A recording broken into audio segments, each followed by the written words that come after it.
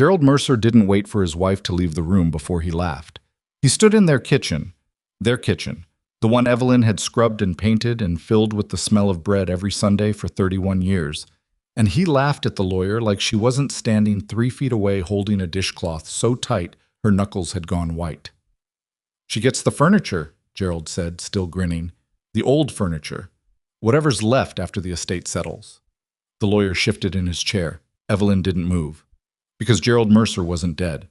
He was standing right there, laughing, and the woman he'd chosen over her, 26 years old, wearing Evelyn's grandmother's pearl earrings, was waiting in his truck at the end of the driveway. If you've ever been made to feel like nothing in a place you built from scratch, stay with me. Because this is the story of what happens when a woman with nothing left decides she's done asking for permission. Subscribe now, hit that like button, and drop your city or country in the comments. I want to see how far this story travels, and don't you dare leave before the end. The morning Gerald Mercer served Evelyn her divorce papers, she was making oatmeal. Not because she was hungry. She hadn't been truly hungry in weeks, not since she'd found the first phone bill with a name on it she didn't recognize, Danny, Sell, repeated 17 times in a single month. She made oatmeal because it was 7:15 in the morning, and that was what she did at 7:15 in the morning. 31 years of mornings had carved the routine into her bones deeper than thought. She heard the front door. She heard his boots on the hardwood she'd refinished herself the summer their son Marcus went off to college. She heard the particular silence that follows a man who has already made a decision and is only showing up to deliver the paperwork. "Evelyn," she stirred the oats. "Coffee's fresh." "Evelyn, I need you to sit down." "I'm cooking, Gerald." "Evelyn." His voice had something in it she hadn't heard before. Not guilt. She'd learned long ago that Gerald Mercer operated without that particular inconvenience. It was closer to impatience. The tone of a man who has rehearsed a conversation and wants to get through it on schedule. "I talked to Tom Briggs. We're going to keep it clean. No court, no fighting. You'll get a fair settlement." She turned off the burner. She set the spoon down on the little ceramic rest she'd bought at a craft fair in 1994. A blue spoon rest shaped like a hen, cracked on one side and repaired with a dab of epoxy that had yellowed over the years. She looked at that spoon rest for a moment longer than made sense. Then she turned around. Gerald was already pulling folded papers from the inside pocket of his jacket. He laid them on the kitchen table the way a man lays down a hand of cards he knows will win. Flat, certain, done before it starts. "Tom says if we're agreed on the house value, you talk to Tom Briggs before you talk to me. Evelyn, Tom Briggs who went fishing with you every September for 20 years. The Tom Briggs is my lawyer now?" Gerald's jaw tightened. "He's a neutral party." She almost laughed. The sound that came out of her was something between a laugh and a cough, and it surprised them both. "Gerald, I mopped that man's kitchen floor when his wife had her gallbladder out. I am many things to Tom Briggs. Neutral is not one of them. The point is—" "The point," Evelyn said, and her voice was very quiet now, very level, the way a river goes quiet before a bend, "is that you've been planning this for some time, and I am only finding out now, in my kitchen, while I'm making oatmeal." He had the decency to look away. Not for long, just a flicker. "The house goes to market in 60 days, he said. "You'll get half of whatever it sells for, minus the outstanding equity line. I'll let you take the furniture, whatever you want." How generous. "I'm trying to be fair, Evelyn." And there it was. That word, fair. Delivered by a man who had spent the better part of 2 years being the opposite of fair while she cooked his meals and ironed his shirts, and smiled at his friends at dinner parties, and pretended not to notice the way he looked at his phone when he thought she was asleep. She picked up the papers. She didn't read them. She already knew what they said. She'd known, on some level, she'd refused to name out loud. For months. Maybe longer. There's a kind of knowing that lives below language, in the gut, in the hands. The knowing that makes a woman buy herself flowers on a Tuesday for no reason she can explain, because something in her understands that no one else is going to. She set the papers back down, evenly, without drama. "I want the hen," she said.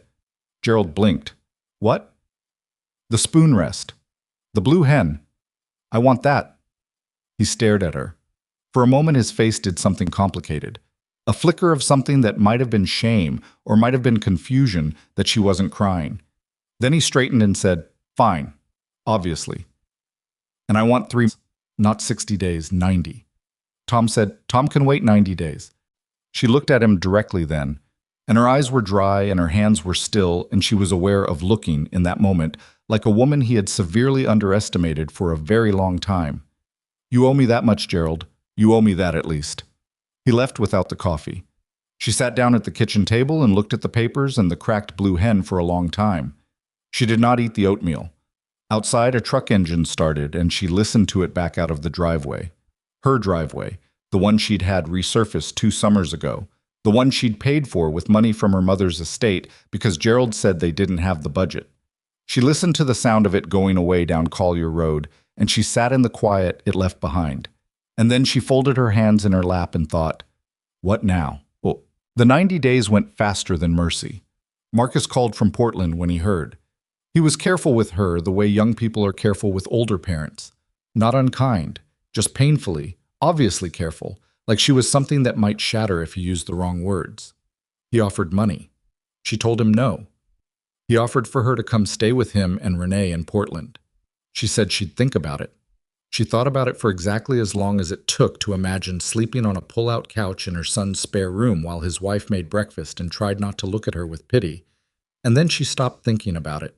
The house sold in 78 days for less than it should have, because Gerald was impatient and the market was soft, and Tom Briggs had given him advice that served Gerald's timeline rather than their shared equity, but by that point Evelyn had run out of energy to be angry about it. She'd packed her life into what fit in the back of Marcus's truck and a small storage unit on Route 9, and she'd signed the papers, and she'd stood in the empty kitchen one last time and looked at the wall where she'd marked Marcus's height every birthday until he was 17 and told her he was too old for it. The marks were still there, small penciled lines, each one with a date. She left without taking a picture. She didn't know why. Maybe because some things aren't meant to travel with you. She spent 2 months in a rented room above the hardware store in Calder's Falls, the small mountain town where her cousin Dottie lived. The room smelled like dust and old wood and something faintly chemical she never identified. The radiator knocked at night. She slept poorly and rose early and helped Dottie at the diner on weekends for a little extra cash and told herself this was temporary. And then she used the last of her settlement money to pay off a debt she shouldn't have had, a medical bill from Gerald's heart scare 2 years ago that had somehow ended up attached to her credit. And she did the math one cold Tuesday night in November, sitting at the little table under the window with her bank statement and a cup of tea that had gone cold, and she understood with the clear, awful precision of a woman who has always been good with numbers that she was, in the plain language of the thing, broke. Not struggling, not tight. Broke. She had $411. She had rent due in 9 days. She had no job. The diner work was cash and occasional, and Dottie couldn't afford more than that. She had a storage unit she couldn't pay for much longer. She had a son in Portland who would send money without hesitation if she asked, and she knew, sitting there with the cold tea and the bare numbers, that she was not going to ask. Some pride is stupid. Evelyn Mercer knew her pride was mostly the stupid kind. She also knew that it was the last thing she had left that was entirely hers, and she was going to hold on to it until she couldn't anymore. She sat there for a long time. And then she thought about Silas Boone. She'd heard the name the first week she'd arrived in Calder's Falls. It wasn't something Dottie brought up intentionally.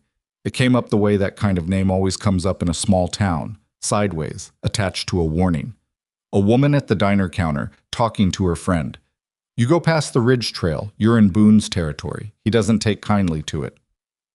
One of the old men who played cards every Thursday in the back booth. Silas Boone hasn't come down to town in, 4 years? 5? Man's not right in the head since the accident. Dottie herself, when Evelyn had asked about renting something more affordable. There's the old Pruitt cabin up by the North Ridge, but Boone uses that land for his trap lines. You don't want to get mixed up with him, Evie. Man's half wild and his face. She'd made a gesture with her hand that Evelyn found unkind. Well, you'd know him if you saw him. Half his face just isn't there anymore, not really. Evelyn had filed it away and thought nothing more of it. Until the Tuesday with the cold tea and the bank statement. She wasn't sure what made her connect the two things. Need has a way of rearranging what seems possible. She knew, because the old men in the back booth were not discreet, and she had spent enough weeks in that diner to have assembled a reasonable picture. That Silas Boone lived alone in a cabin on the North Ridge, had lived there for years, trapped and hunted and traded furs down in Kellerton twice a year, and wanted nothing from any person in the valley below him. She also knew, because Dottie's friend Rita had mentioned it with a particular kind of small-town relish, that he had a second structure on his property, a storage outbuilding he no longer used, insulated with a wood stove. She didn't have a plan. She was clear-eyed about that. What she had was a problem and a direction, and sometimes that's enough to get a person moving. She wrote a letter. She spent 3 evenings on it, not because she was precious about words, but because she wanted it to be honest without being pathetic. And that's a harder line to walk than it sounds. She didn't ask for charity, she asked for work. She could cook, she wrote, and she could clean and haul and mend and keep a fire going through the night. And she wasn't afraid of the cold or hard work, and she wasn't interested in his business or his face or his history. She needed somewhere to stay through the winter, and she was prepared to earn it. She included her name and Dottie's diner address, and she gave no more explanation than that, because she'd learned by now that over-explaining is what people do when they're not sure they have a right to ask. She walked up to the ridge trail on a Thursday morning and left the letter in the split of a birch tree that Rita had once described as the place locals left messages for Boone when they needed to trade. She didn't know if that was still true. She didn't know if he'd find it. She didn't know if he could read well. She felt faintly ashamed of that thought the moment she had it, and made a mental note about the assumptions she was still carrying around without examining them. She walked back down, and she did not think about it, or she tried not to, and she went back to the room above the hardware store, and she made herself eat dinner, and she lay in bed listening to the radiator knock, and she thought, "What have I done?" 12 days later, she was behind the counter at Dottie's diner when the door opened and every person in the room went quiet. Not the polite quiet of someone entering, the startled, instinctive quiet of a room that has collectively decided to hold still. He was bigger than she'd expected. Not dramatically, not in the way of men who are trying to be large, but in the settled, unself-conscious way of someone whose body has been shaped by work rather than intention. He wore canvas and wool and mud on his boots, and he brought cold air in with him the way the outdoors does when it's been below 20 for a week straight. He stood in the doorway for a moment, and Evelyn understood why the room had gone quiet. The left side of his face was, she searched for a word and couldn't land on one that wasn't insufficient. Altered. The scarring ran from his jawline up across his cheek and pulled at the corner of his eye and disappeared into his hairline, and it was the kind of scarring that announced itself before anything else about him could, that made strangers look away or stare, and she could see in the rigid set of his jaw that he had long ago accounted for both reactions and built something like a wall against either one. He scanned the room. His eyes found her. She had the disconcerting experience of realizing she had been recognized when she hadn't even known what she looked like from the outside. A woman in a diner apron, coffee pot in hand, grayer than she'd been 2 years ago, 70-odd pounds lighter than the woman she'd been when Gerald still came home for dinner. He crossed the room. He did not look at anyone else. He stopped on the other side of the counter, and he put a folded piece of paper down in front of her. Her own letter, she realized. And he said, in a voice that was low and not unfriendly, but also not warm, "You serious about this?" It wasn't a question, not quite. "Yes," she said. He looked at her for a long moment with eyes that were, she noticed this, filed it away, careful, not mean. Not the eyes she'd half expected from the town's description of a man half wild and wrong in the head. Careful. The eyes of someone who has been badly surprised before and has learned to take his time. "It's not easy work," he said. "I didn't ask for easy work." "Winter up there," he started. "I grew up in Vermont," she said. "I'm not afraid of winter." Something moved in his expression. Not quite a smile. Something adjacent. "I'm not offering charity," he said. "I didn't ask for charity." She held his gaze. "I asked for a fair exchange. I work. I have shelter. Same as any other arrangement." He was quiet for a moment.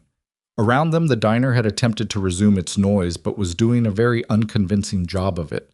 Evelyn was aware of eyes. "One condition," he said. "All right." "You don't ask me about things I don't bring up." She thought about that for a moment. It seemed to her a condition she could live with rather easily, given that she had spent 31 years in a marriage to a man who told her only what he thought she needed to know. and she had arrived at the conclusion that other people's unsaid things were almost never her business anyway. "Agreed," she said. "Same goes for me." He picked up the letter, folded it, and put it back in his coat pocket. Looked at her one more time with those careful eyes. 3 days, he said. "Get yourself together. I'll meet you at the trailhead, east side of the ridge, 6 in the morning." And then he walked out, and the cold air went with him, and the diner erupted in the particular kind of murmur that has been waiting behind clenched teeth for several minutes. Dottie appeared at Evelyn's elbow so fast it seemed like she'd materialized. Evie, tell me you didn't— I need to give you 2 weeks' notice," Evelyn said. "You are out of your mind," Dottie whispered. "You know what they say about that man." "Dottie," Evelyn picked up her coffee pot. "People said things about me too when Gerald left. You remember what they said?" Dottie had the grace to look uncomfortable. "They said I must have done something to drive him off." Evelyn moved down the counter to refill a cup. "I have learned to put appropriate weight on what people say." She felt somewhere under the fear that was absolutely present and that she wasn't pretending wasn't there, something else. Something she hadn't felt in long enough that it took her a moment to name it. She felt like herself. That was enough to carry her up a mountain. The morning Evelyn was supposed to meet Silas at the trailhead, she woke at 4:15 and lay in the dark of the room above the hardware store, listening to the radiator and thinking about all the ways this could go wrong. She had made a list. Not on paper. She wasn't that organized anymore, or maybe she was too organized. The kind of organized that lives in the head and never gets written down because writing it down makes it too real. The list was long. It included things like, he could be dangerous and Dottie could be right, and you are 57 years old and you are about to climb a mountain in November to live with a man you spoke to for 4 minutes in a diner. It also included, at the very bottom, a quieter item that she didn't examine too closely. This could be another mistake you make because you're desperate and you're calling it courage. She got up at 4:30 anyway. She packed light because she had to. 1 bag, the kind with a frame, borrowed from Dottie's basement. Extra wool socks. 2 sweaters. The blue hen wrapped in a dish towel and nested in the middle where it wouldn't break. A photograph of Marcus at 7 years old, standing in a pile of leaves, laughing at something off camera. She hadn't packed many photographs, but she'd packed that one. She left a note for Dottie on the kitchen table. She tried 3 times before she got it right, which is to say she got it honest without being maudlin. She said she knew what she was doing. She said she'd send word when she was settled. She said thank you, and she meant it down to the floor. Then she shouldered the pack, and she walked out into the 4:55 dark of a November morning in Calder's Falls, and she started toward the mountain. What? I was already there when she arrived. She'd half expected him not to be. She hadn't quite let herself expect him to be. But he was standing at the eastern trailhead in the gray pre-dawn with a pack that made hers look like a child's school bag, and a rifle slung across his back that she noticed and decided immediately not to comment on. And he looked at her coming up the road and said nothing, just turned and started up the trail. She followed. They didn't talk for the first hour. The trail was steep in places, and the cold was the kind that sits in the back of your throat and makes breathing feel like work. And she was concentrating too hard on keeping her footing to spend energy on conversation. He moved ahead of her without hurrying, but also without accommodating her pace, and she was aware, with a flush of something stubborn and useful, that she was not going to ask him to slow down. She didn't have to. He stopped at a rock outcropping about 40 minutes in, ostensibly to check something on his pack, and she understood without either of them saying anything that he was giving her a moment to catch her breath, and that they were both going to pretend that wasn't what was happening. She stood beside him and looked out at the valley below, which was just beginning to catch light. Rooftops and a thin thread of road and the silver line of the creek. And she thought, I have left that. It didn't feel like loss, it felt like something else. She hadn't found a word for it yet. How far? She asked. Another hour and a half. 2 if the upper trail is iced. Was it iced yesterday? He looked at her sideways. Yes. Then probably 2. He almost smiled. The scarred side of his face didn't move the same way the other side did. The pull of it was different, so the expression came out uneven. But she caught the shape of it in the corner that moved freely, and she filed that away. It took 2 hours and 10 minutes. She was breathing hard by the end, and her left knee, which had been giving her trouble since August, was making its complaints known in the specific vocabulary of old injuries on cold mornings. But she didn't say anything about the knee, and she made it up the last switchback on her own 2 feet. And when the cabin came into view, she stopped and looked at it and thought, well, it was smaller than she'd imagined, which was fine. It had been built solidly by someone who understood that a building in that elevation needs to be stubborn rather than pretty. The logs were dark with age and weather sealing. The roof carried a foot of old snow with apparent indifference, and a stack of cut wood along the south wall was taller than she was and well covered against moisture. There was a second structure set off to the left, smaller, with a metal flue pipe coming through the roof. Silas unlocked the cabin first. He pushed the door open and stood back and let her go in ahead of him, which she hadn't expected, and she stepped inside and stood for a moment in the dim interior and took stock. A single room, essentially, with a wood stove and a table and 2 chairs and a bunk along the left wall and shelves covering most of the right wall from floor to ceiling, packed with a logic she couldn't yet read. Jars and tools and coiled rope and boxes and folded things. A kerosene lamp, a second lamp hung from a rafter hook. A window above the table, small and north-facing. It smelled like pine resin and wood smoke and something underneath, cold and dry. It was not warm. "I'll get the fire going," he said. "I can do it." He paused. "You know how to work a cast iron?" "My parents had one." She set her pack down. "I'm not helpless." He watched her for a moment with those careful eyes. Then he stepped back and let her at it. She found the kindling box beside the stove. He kept it full, which told her something. And she got a fire going in the time it took him to bring his own pack in and hang his coat. And she felt, in the lighting of that fire, something she hadn't felt in months. Useful. The arrangement was simple in outline and complicated in practice, the way most arrangements between 2 people who don't know each other are. The cabin was his. The outbuilding, the one with the wood stove and the bunk, and just enough floor space that she could stand in the middle and stretch her arms without quite touching both walls, was hers, at least for now. He showed her the water situation, a hand pump at the south wall of the cabin, temperamental in hard cold, and a creek 30 yards east that he used when the pump froze. He showed her where he kept the extra lamp oil. He showed her where he kept the food stores, dried beans and oats and canned goods and a root cellar dug under the cabin floor with a trapdoor in the corner, holding carrots and potatoes and beets, and what turned out to be a very respectable quantity of dried venison. "You hunt your own," she observed. "That's right." "Every bit of this?" "What I don't hunt, I trade for in Kellerton." He looked at the root cellar and then at her. "I'm not saying you can't cook. I'm saying I have a system." "Show me the system." He did.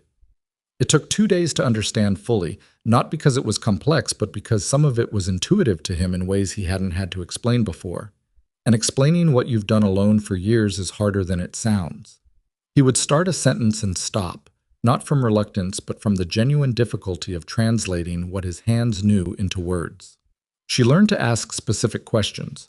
What temperature? How long? Where do you keep the extra? And he answered those much more easily than the open-ended ones. By the end of the first week, she had a rough map of how his days went. Up before light. Outside.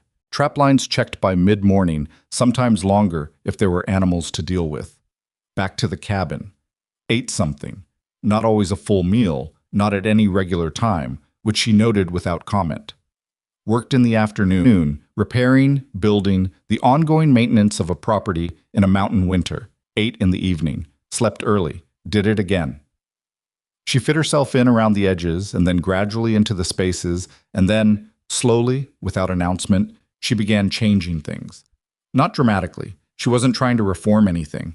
But she noticed that he'd been eating without regularity because cooking for one felt like too much trouble, and eating cold things from a tin felt like no trouble at all, and she started making a proper meal in the evening because she was doing it anyway for herself, and it cost almost nothing to make enough for 2. She put his portion on the table and didn't make an event of it. The first night he looked at the plate like he wasn't sure what to do with it. "Sit down," she said, not unkindly. He sat. He ate. He didn't say anything about it, but he finished everything. Well, the first real conversation they had. Not information exchange, not logistics, but actual conversation, happened 8 days in during a storm. It wasn't the blizzard. That came later, worse, and changed things.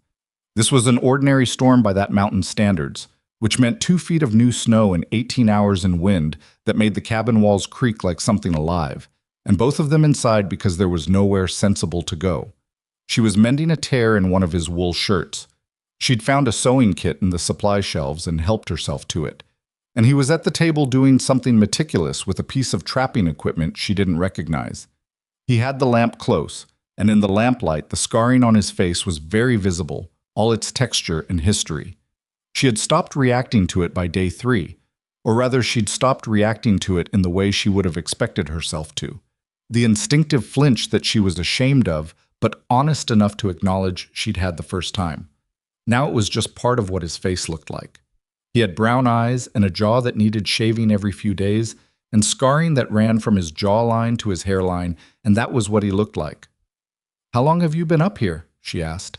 He looked up, considered whether this counted as a restricted question. 6 years. Alone the whole time?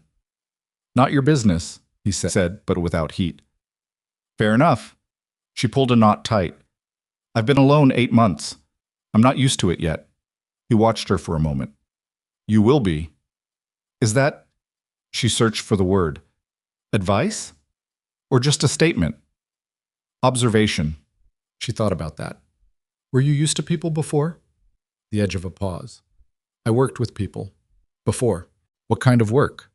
He looked back down at what he was doing, and she thought he was going to let that be the end of it, which was fine, she wasn't pushing, but then he said, mining operation. Over in Hawthorne County. I ran a crew. She waited. He didn't add anything. I'm from Vermont originally, she offered, when the silence had stretched long enough. Small town. About the same size as Calder's Falls, but colder somehow. I don't know how that's possible, but it was. Nothing. I moved to Maryland when I married. My husband... She stopped, started again differently. I lived in Maryland for 31 years. I thought I'd die there. What happened? He said, and it surprised her. Not that he asked, but the directness of it. No cushioning. He decided he wanted a different life. She kept her eyes on the mending. And I came with the old one. A long quiet. The wind made the stovepipe sing a low note. My wife left too, Silas said, after the accident. She looked up. He was not looking at her. His eyes were on his hands. I'm sorry, she said. Don't be. She did what made sense. He said it without bitterness, without self-pity, in the flat tone of a person who has had a very long time to sand something down to a plain surface. She had a kid to think about. She couldn't wait around to see if I'd... He stopped.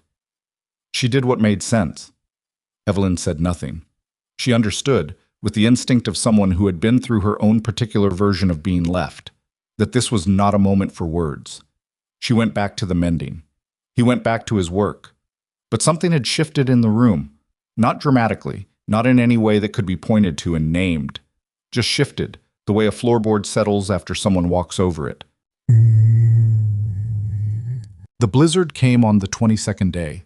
She woke to silence, which was the first sign. Not the quiet of an ordinary morning, but the particular pressurized quiet of weather building, sound absorbed into it before it can travel, the world holding its breath. She looked at the outbuilding window and couldn't see anything. Not dark, not light, just white, packed against the glass. She put her boots on and pushed the door and it didn't move. She pushed harder. She had to put her shoulder into it and shove with both feet braced against the frame before it gave. And when it did, she fell forward into a wall of cold and white that immediately went down her collar and up her sleeves, and she stood there blinking in the gray morning with snow up to her thigh, and still coming down in the thick, purposeful way that means it has not finished and does not intend to for some time. She got to the cabin. The distance was 30 feet. It took longer than it should have, and she arrived breathing harder than she wanted to, brushing snow off herself in the doorway, and Silas was already up and at the window, and he turned when she came in and looked at her for a moment with an expression she hadn't seen on him before. How bad? She asked. Bad. He looked back out the window. 3 days, maybe 4. Could be more. She unwrapped her scarf. Okay. You should stay in here, he said. The outbuilding loses heat faster. If the stove goes out... I wasn't planning to argue about it. He seemed briefly uncertain what to do with this. He'd been ready, she realized, for a fight. for some kind of push and pull about privacy, about the arrangement, about what it meant for her to stay in his cabin. He'd braced for it, and she'd just agreed without any of that, because she was 57 and the temperature outside was dropping, and she had no interest in freezing to death out of principle. "The bunk," he said, "is yours. I'll take the floor." "Don't be ridiculous. Evelyn, there is a bunk against that wall and a floor made of wood," she said. "I'm not going to let you sleep on a wood floor when there is a bunk. Neither of us is 25. Your back will hate you by morning." She looked at the bunk, which was wide enough, barely. "It's a big enough bunk that we can be sensible about it. I trust you to be sensible." He stared at her. "Or I can sleep in the outbuilding and see how that goes," she said, and picked up her scarf again. "Fine," he said. "We're sensible." She put the scarf back down. "Good. What do we need to do before it gets worse?" They spent the next 3 hours securing what needed to be secured. He knew exactly what the cabin required in a bad storm, and he moved through the preparation with the efficiency of someone who has done it alone many times. But this time there were two of them, and she could see him adjusting to that, recalibrating, handing her a task, and watching to see if she'd do it right, and then not watching anymore because she was doing it right. They brought in enough wood to fill the space behind the stove and stack along the wall. They checked the food stores. He inspected every seal on the windows with a systematic attention that she recognized as the behavior of someone who has paid for carelessness before and has no intention of paying again. By the time the storm fully hit, by the time the wind went from bad to savage and the light outside became a solid, directionless gray, they were inside and the fire was going and everything that needed to be secured was secured and there was nothing left to do but wait. She made soup. He didn't comment, just moved out of her way when she needed the counter space. And when she put the bowl in front of him, he wrapped both hands around it and stared at the steam for a moment like he'd forgotten what it felt like. "Thank you," he said. And meant it, she could tell, in the specific way that people mean things when they've gone a long time without them. "It's soup," she said. "I know what it is." He looked up. "I'm saying thank you anyway." The storm kept them inside for 4 days. Not 3. 4. By the second day, they had exhausted logistics and settled into something else. The kind of forced, uneasy closeness that a blizzard imposes without asking, where two people with nothing in common except their current situation have to find a way to be in a room together for 18 hours at a stretch. She read, she'd brought 2 books, which she rationed with the seriousness of someone who knows they have to make things last. He worked with his hands, a piece of gear needing repair, a new handle for a tool, things that kept his hands busy and his eyes down. They talked in the broken, irregular way of people who aren't comfortable with silence, but aren't yet comfortable enough with each other to fill it naturally. Pieces of conversation, then quiet, then pieces again. She told him about Marcus, and he listened without offering the standard consolations people reach for, which she appreciated. He mentioned once that he had a daughter. She was in Kellerton with his ex-wife. She was 9. He said it in the same flat, worn voice he used for everything, but she heard what was underneath it, and she did not push, and she did not offer anything except, "What's her name?" "Clara." "Pretty name." "She's—" He stopped. "She's good. Her mother sends me a picture sometimes." Evelyn looked at the fire. "Do you see her?" "Not often." A beat. "She doesn't—" He turned the tool handle over in his hands. "She's old enough to know her father's face scares people. I don't want her to have to explain me at school." Evelyn was quiet for a moment. "Did she tell you that?" Evelyn said finally. "That she's scared of your face?" His jaw tightened. "No." "Then that's a story you're telling yourself." He looked at her sharply. "I'm not saying it to be harsh," Evelyn said.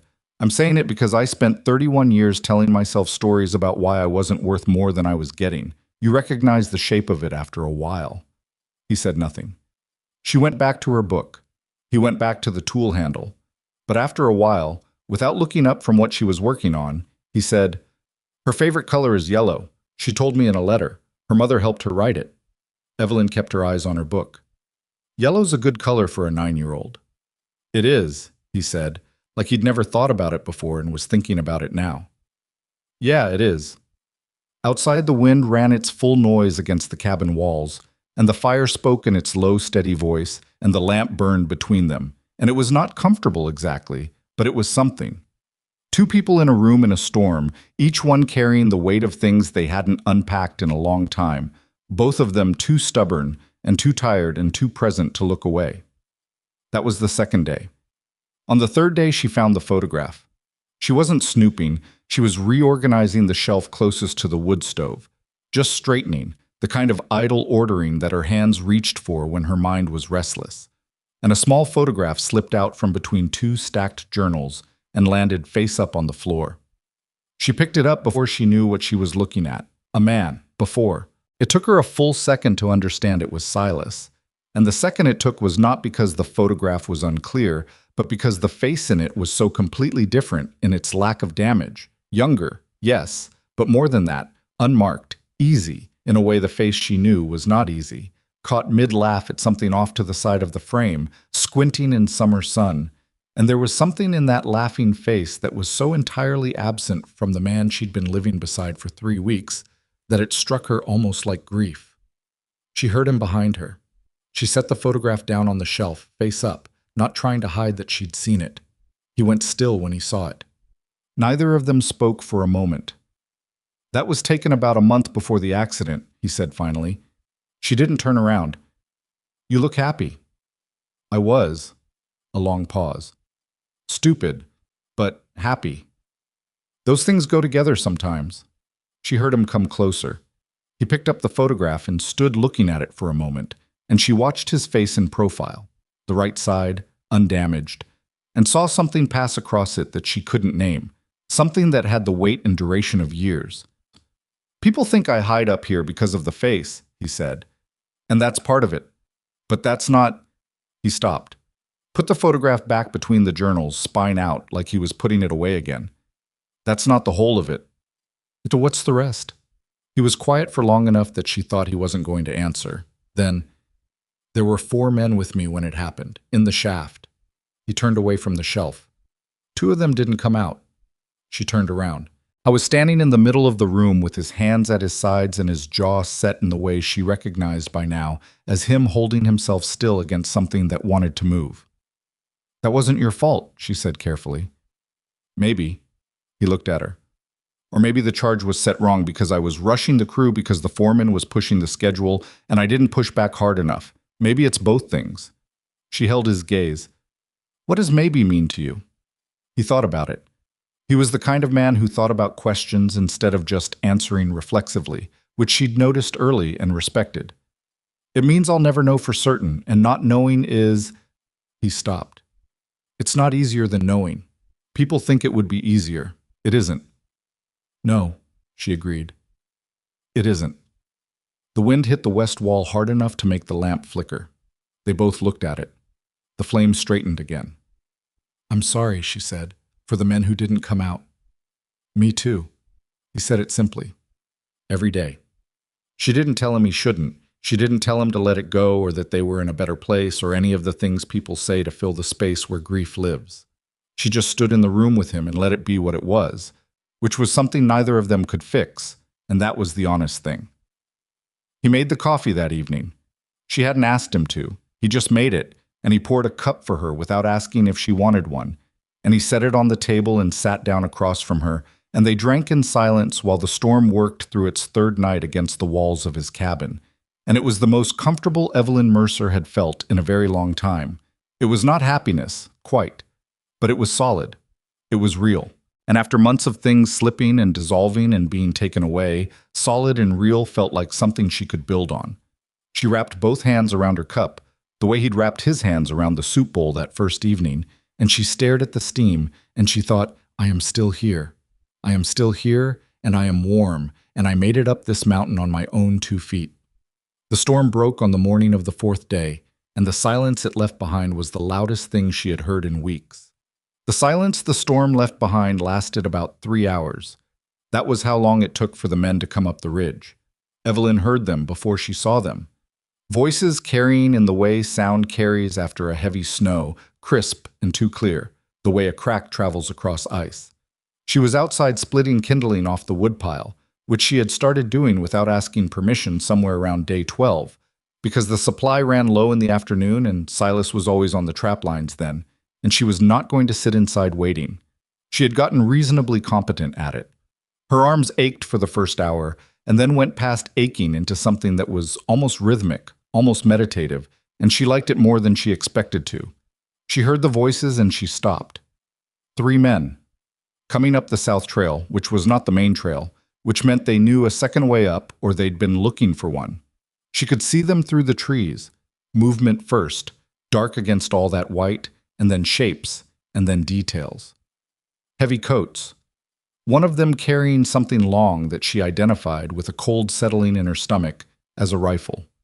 Not the kind a man brings for hunting deer, the kind he brings to make a point. She stood with the hatchet in her hand and watched them come into the clearing. The one in front was thick through the chest with a red beard going gray at the edges, and an expression that had been constructed for intimidation and had probably worked often enough that he'd stopped questioning it. He looked at her the way certain men look at women who are somewhere they've decided women shouldn't be. Not exactly hostile, not exactly not. He looked past her at the cabin and then back at her. "Boone here?" he said. "Who's asking?" The red-bearded man smiled. It did not improve his face. "Dale Pruitt. This here's my family's land, far as I'm concerned, and that cabin was built by my grandfather.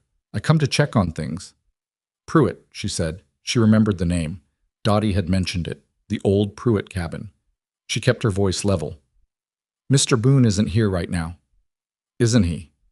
It wasn't a question. He was looking at the cabin, at the cleared path, at the evidence of 2 people living there rather than 1.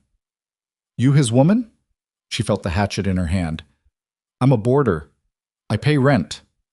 The man on Pruitt's left, younger, with the kind of good looks that sit uneasily on an unpleasant person, made a sound that was almost a laugh. "Rent! That's a word for it." "Roy," Pruitt said, without turning around.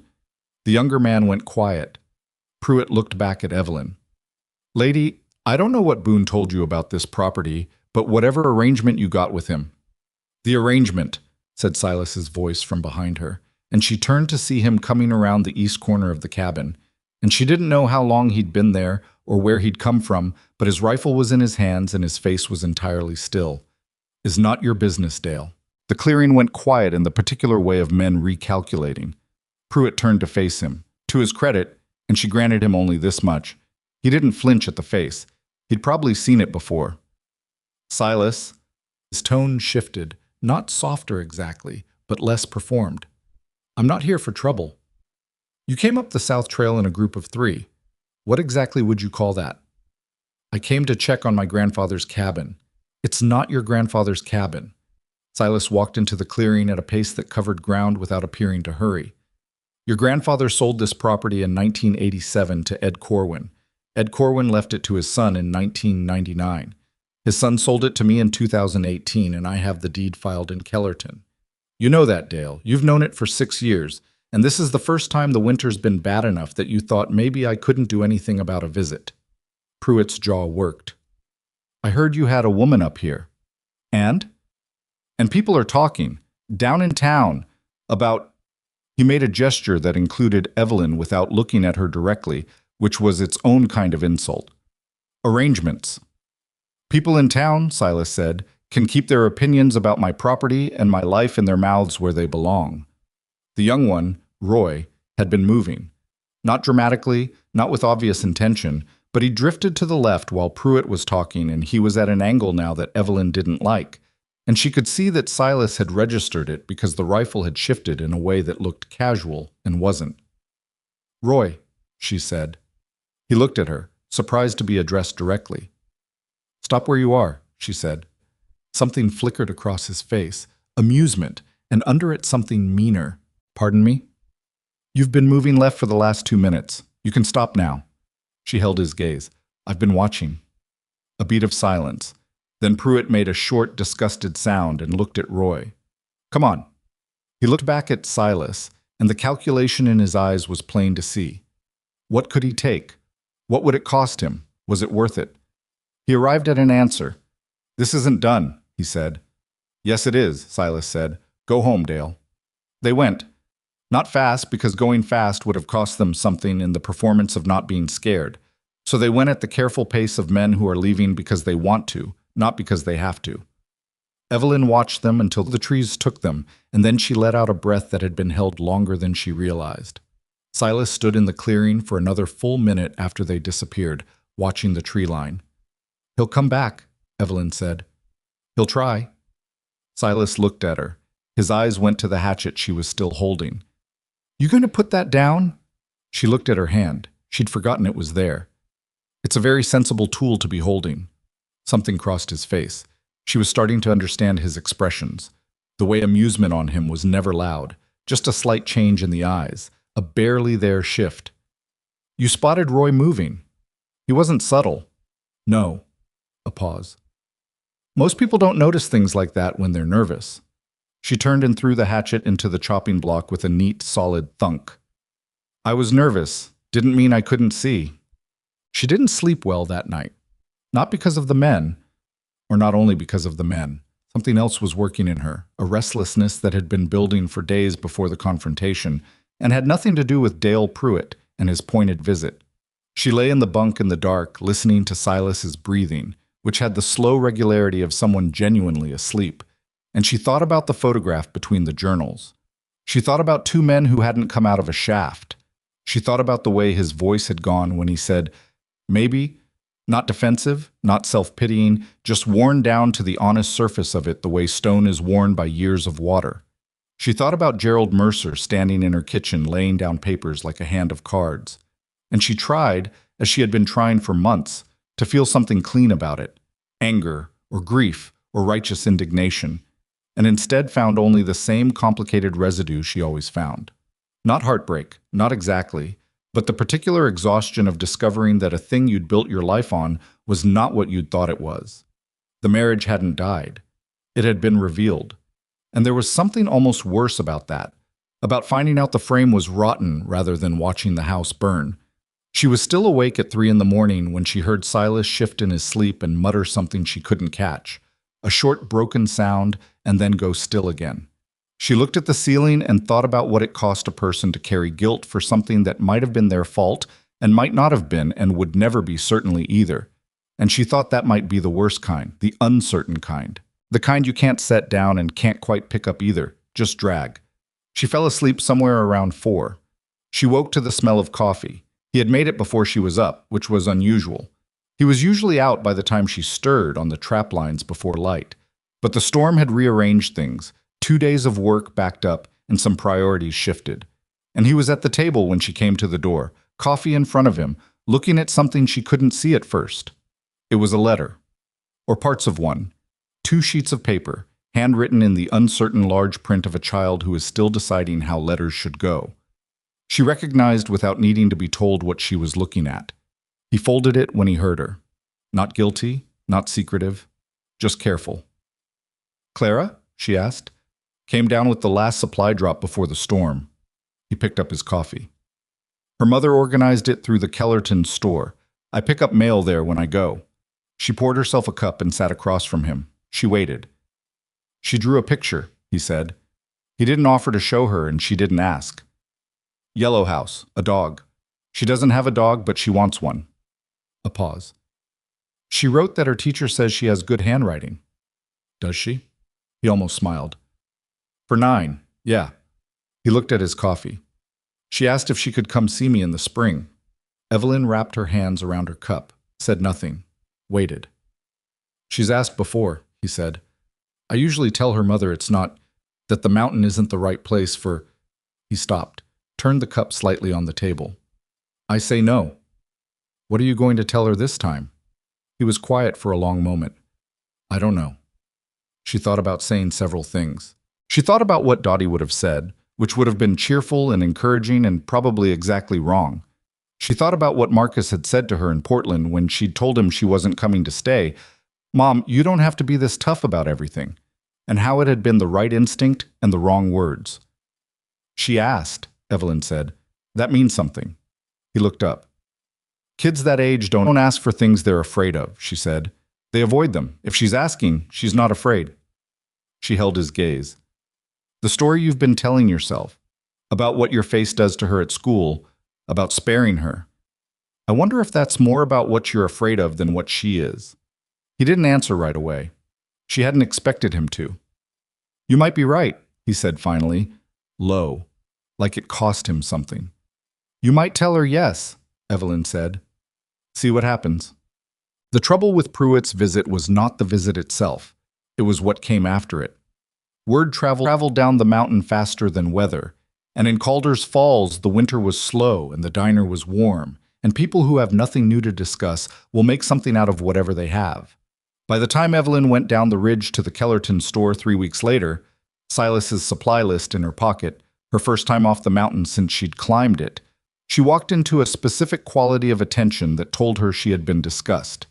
It was in the way the store clerk looked at her, in the way two women by the canned goods section stopped talking at a volume that was just slightly too obvious, in the way a man she didn't recognize watched her from across the store with the flat curiosity of someone who has heard a story and is checking it against its subject.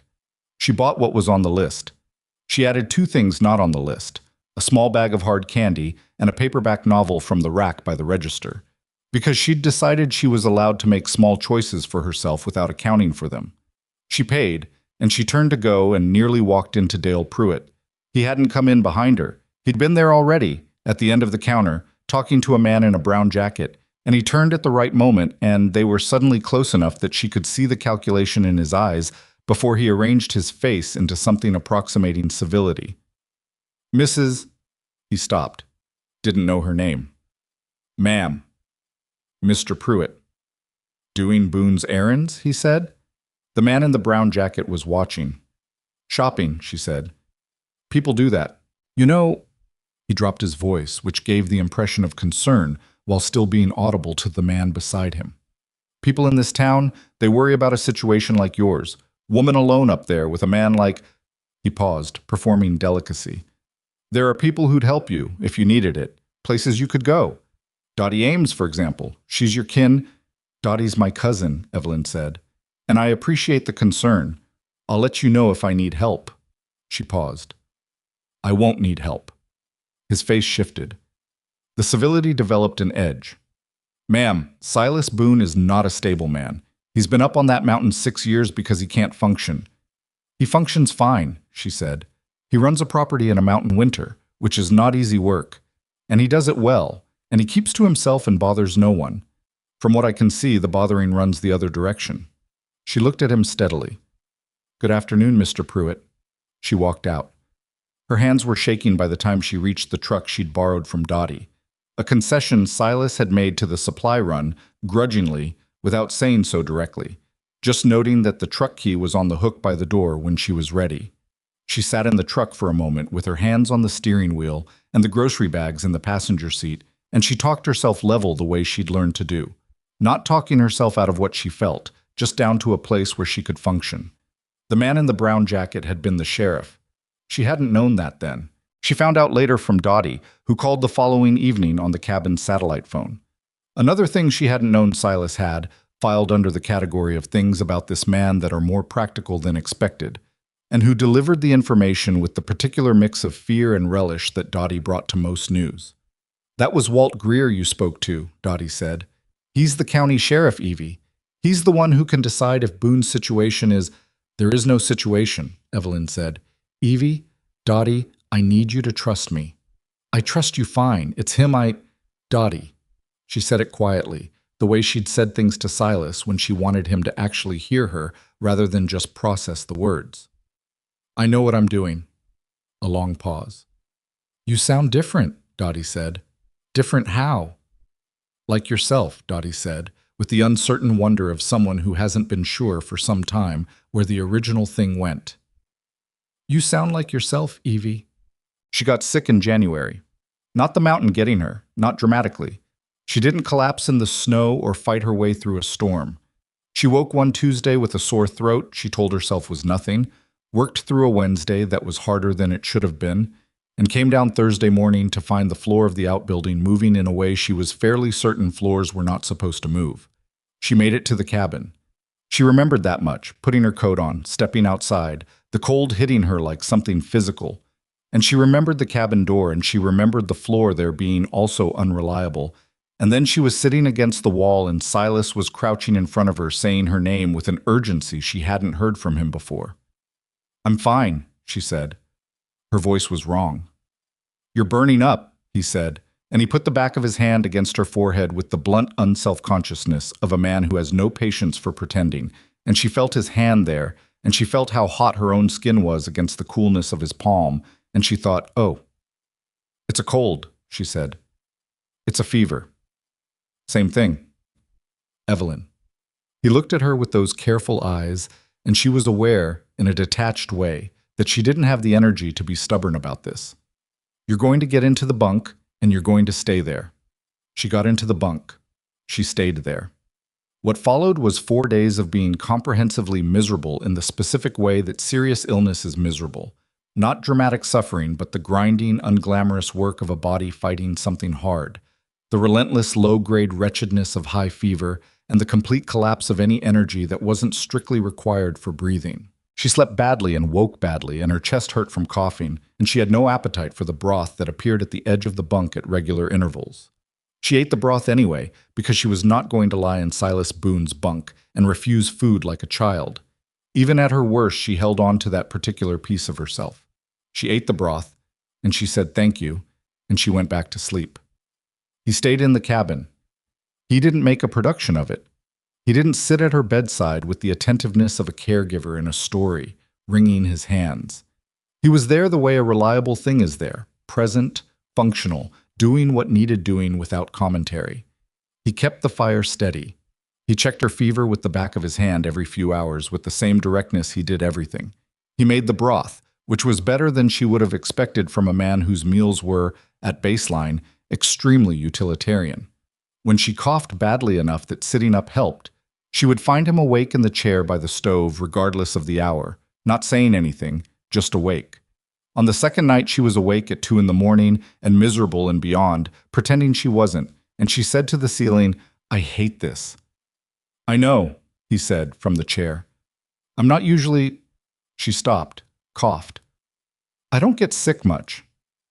"You came up a mountain in November on $400 and a borrowed pack," he said. "You've been running on fumes since before I met you. Your body's paying the debt." She thought about arguing and didn't have the energy. "How bad does it look?" "Like a serious chest cold, not pneumonia, not yet." A pause. "I went down to Kellerton yesterday for medicine. You were asleep." She processed this.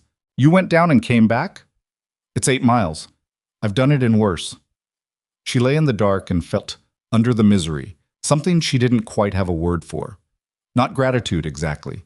Gratitude felt too small, or maybe too transactional, something more complicated.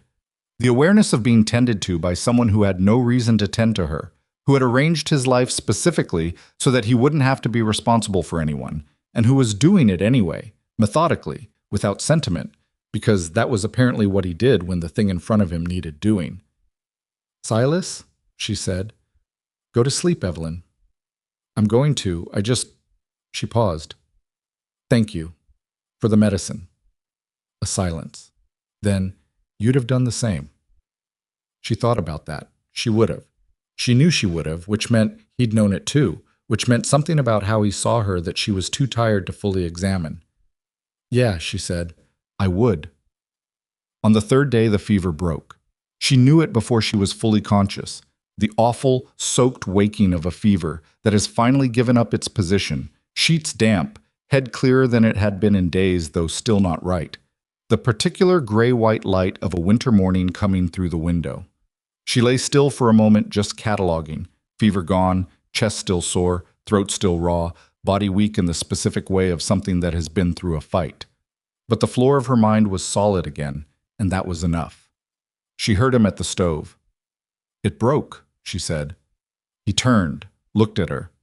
She watched him assess, the eyes moving across her face the way he checked his trap lines, methodically, looking for specific things. Whatever he found, his shoulders dropped a fraction of an inch. "How do you feel?" he said. "Like I lost a fight with a mountain." She pushed herself to sitting, which her arms thought was ambitious. "Better than yesterday." He poured water and brought it to her and stood while she drank it, and she was aware of him standing close and of how ordinary that had become, the presence of him, the size of him, the face that Calder's Falls called monstrous, and that she had stopped seeing as anything other than his face somewhere around week 2. She looked up at him from the edge of the bunk, and he was looking at her with an expression she hadn't seen before, something that had gotten out from behind whatever he usually kept in front of it. "You scared me," he said. Flat. Simple. Like a fact he was reporting. She looked at him. "I know," she said. "I'm sorry. Don't apologize for getting sick." "I'm not apologizing for getting sick. I'm apologizing for scaring you." She held his gaze. "There's a difference." He looked at her for a long moment. Something moved in his face, in both sides of it, the damaged and the whole. And she had the sensation of watching a man stand very close to an edge he hadn't been near in years. Then he stepped back and looked at the window. "You should eat something," he said. "I know." She put her feet on the floor. "Silas." He looked back. "Sit down," she said. "I want to tell you something, and I don't want to look up at you while I do it." He sat. He folded his hands on the table, and he watched her with those careful eyes. And he waited, because he was, she had come to understand, a man who was very good at waiting when he had to be. She took a breath and she said, "The night of the second day, when it was bad and I was half out of it, I could hear you in the chair. I knew you were there. I wasn't too far gone to know that." She paused. "I want you to know it mattered, that I knew." He said nothing. His jaw worked slightly. "I haven't—" She stopped. Started again.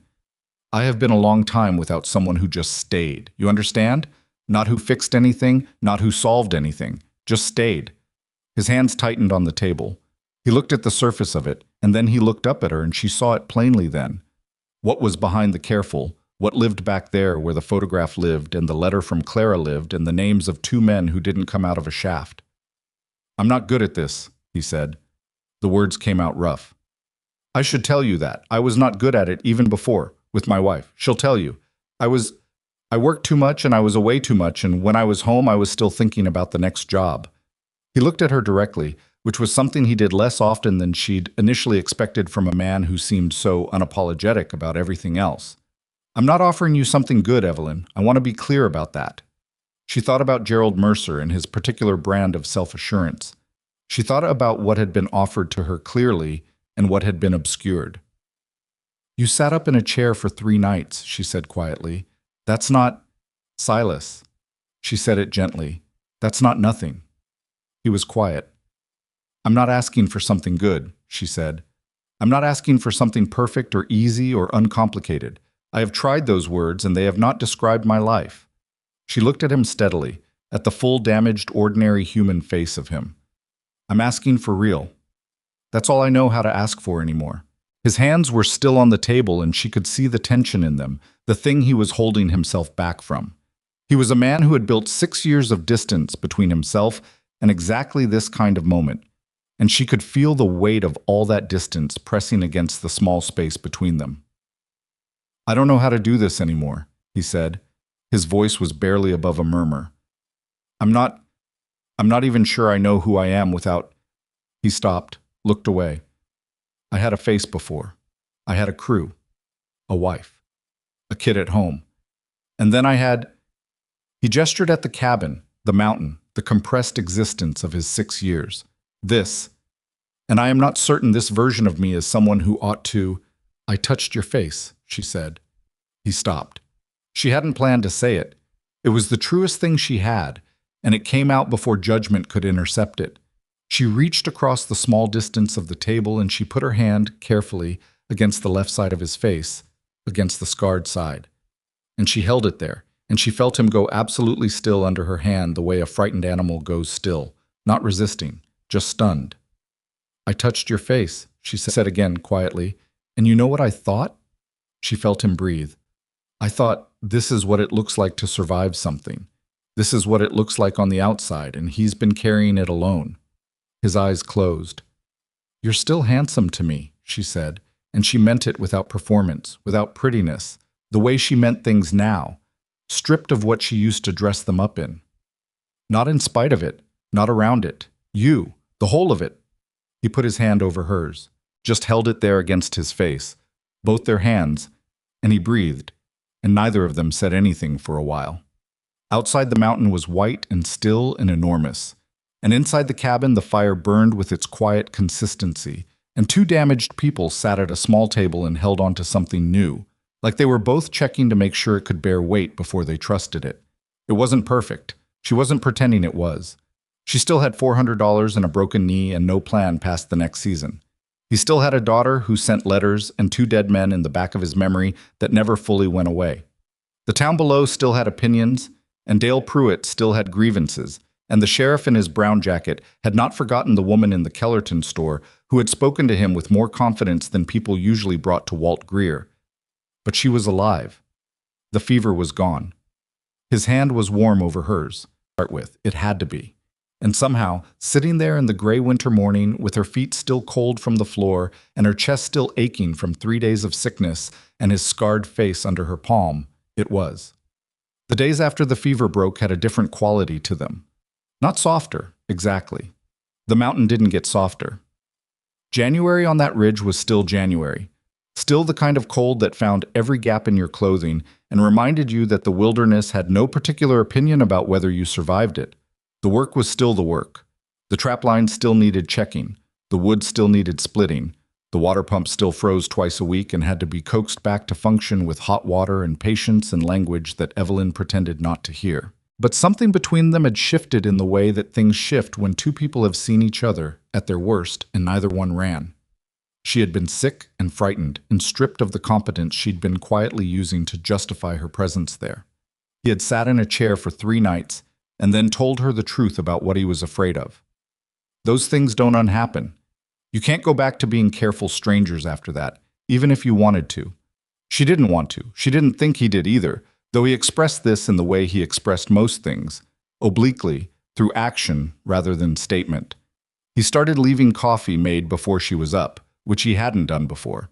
He began consulting her on small decisions about the property, not because he didn't know what to do, she understood, but because consulting her was a form of including her, and including her was a form of saying something he didn't have the vocabulary for yet. She started leaving the outbuilding door unlocked, which it always had been, but stopping locking it in the deliberate way she had been. The symbolic, this is my separate space way. Small things.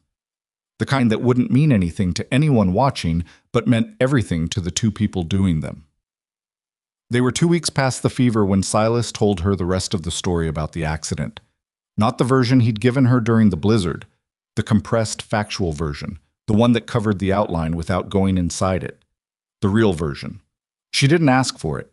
It came the way those things come when a person has been carrying something long enough that they've finally exhausted the energy required to keep carrying it alone. They were outside, late afternoon, the light already going.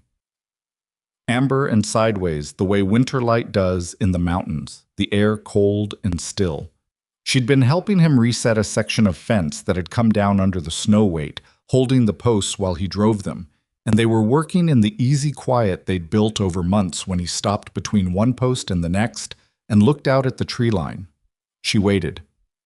There were 6 of us in the shaft, he said. Not 4. I've said 4 before because, I don't know, it's easier to say 4.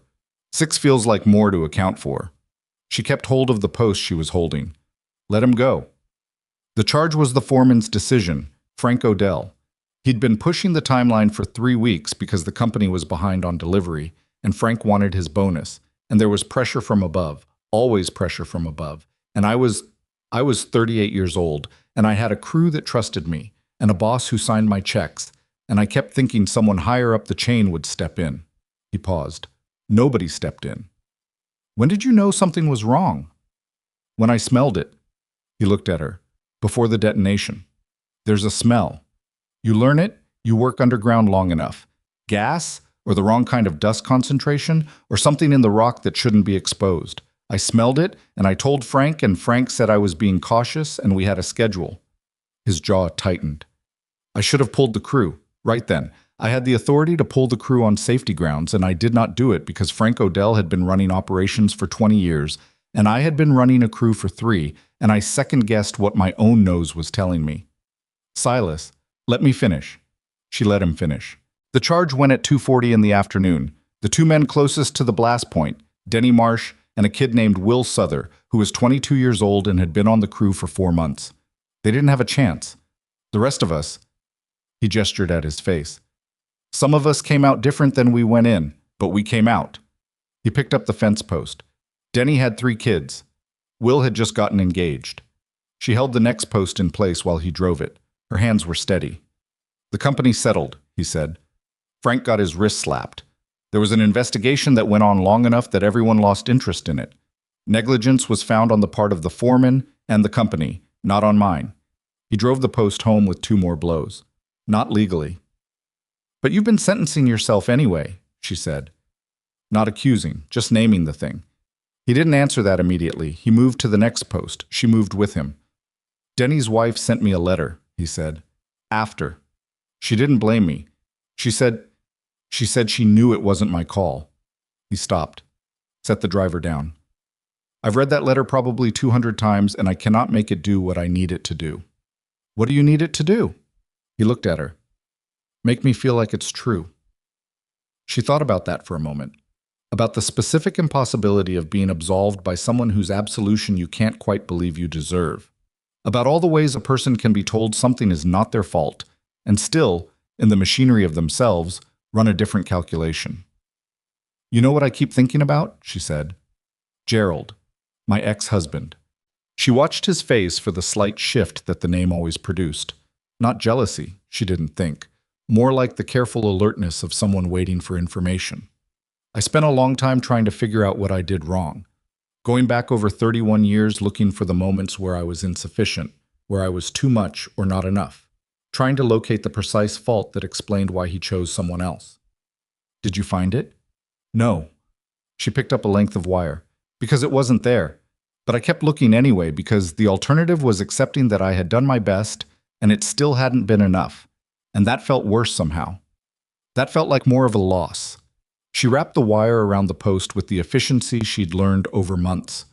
Not finding the fault means not being able to fix the fault. It means it was just life. Just things going wrong the way things go wrong. He was watching her. You smelled something wrong and you reported it, she said. And someone with more authority than you made a different call. And 2 men died and you lived, and that is an unbearable thing to carry, and you have been carrying it for 6 years, and I do not think you are going to be able to put it down all the way. She looked at him directly. But I think there's a difference between carrying something and being buried by it.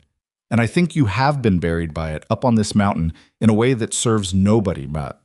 Not Denny's kids, not Will's fiancé, and sure as anything, not Clara. His face did something complicated. I'm not telling you to feel different, she said. I'm just telling you what I see. He was quiet for a long time. The afternoon light went from amber to a thin, cold gold, and the tree line went dark against it, and somewhere below the ridge a bird made one long descending note and went silent. My daughter, he said, sounds like she's getting your stubbornness by correspondence. She looked at him. He wasn't smiling, quite, but close. She wrote back, he said. I wrote her and said she could come in the spring. She wrote back in approximately 48 hours to confirm and list 3 things she wanted to see. He picked up the driver again. Bears, the trap lines, and I quote, where you and the nice lady eat breakfast. Evelyn stood very still. She knows about me?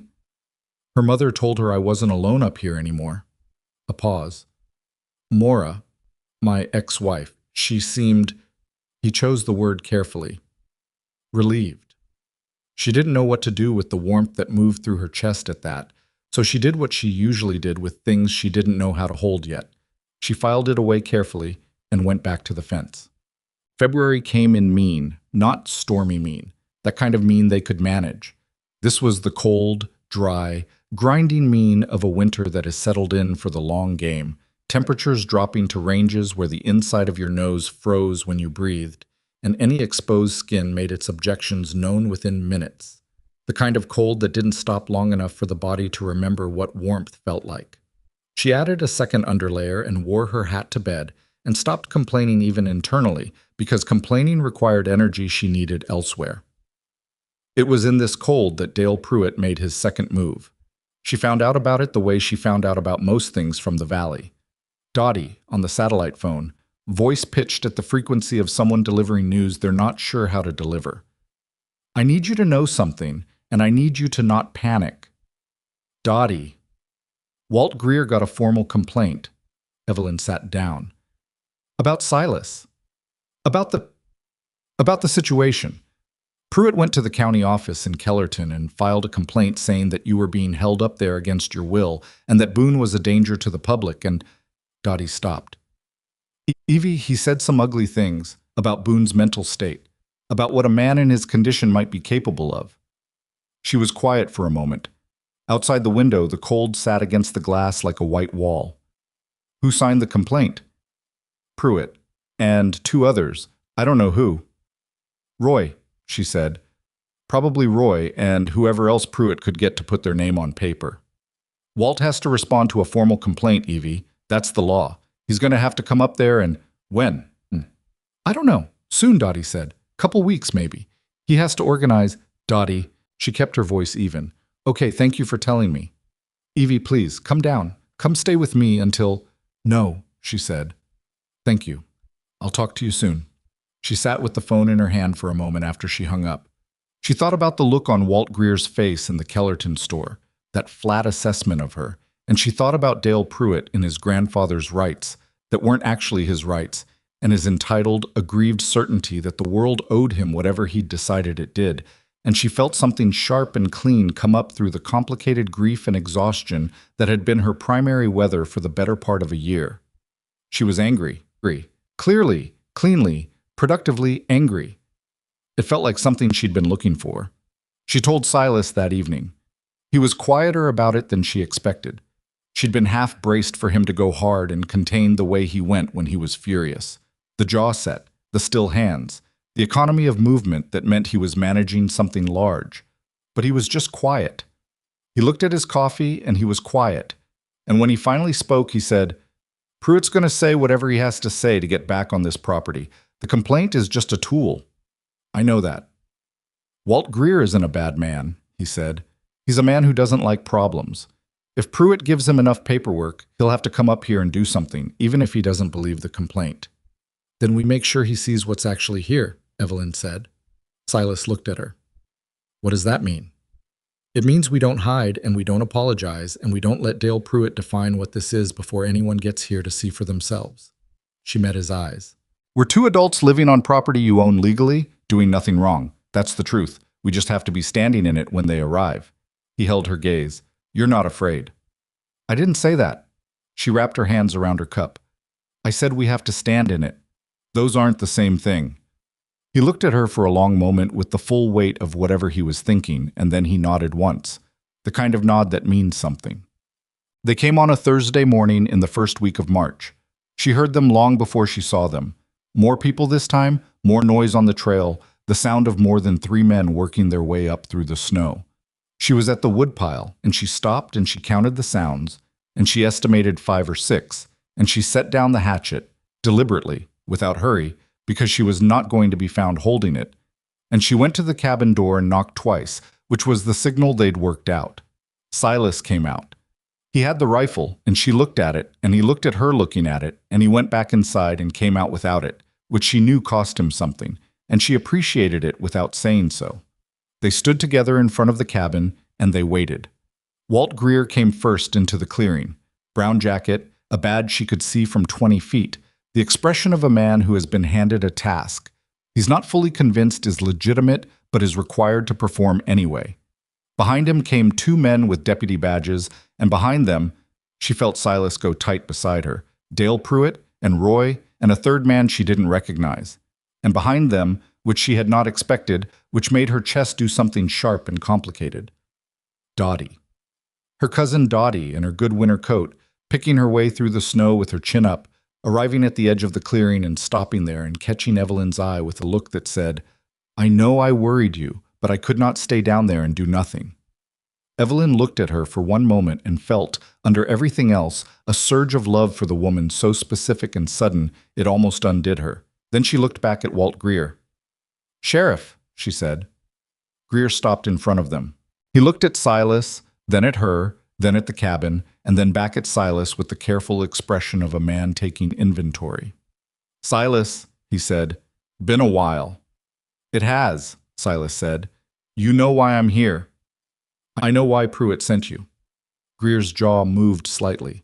He looked at Evelyn. Ma'am, are you here of your own free will? I am, she said. Nobody's. You're not under any kind of duress or. No, she said. I'm not. She kept her voice level and clear. I'm a grown woman, Sheriff. I'm 57 years old. I came up this mountain on my own 2 feet in November because I needed a place to stay, and I offered to work for it, and Mr. Boone agreed to the arrangement. I've been here by choice every day since. Greer looked at her steadily. She could see him assessing, not cruelly, but genuinely, looking for signs of the thing Pruitt had put in his complaint.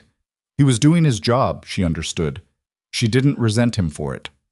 The complaint filed says, he started. I know what the complaint says, she said. I'd like to address it. She took one step forward, not aggressive, just present.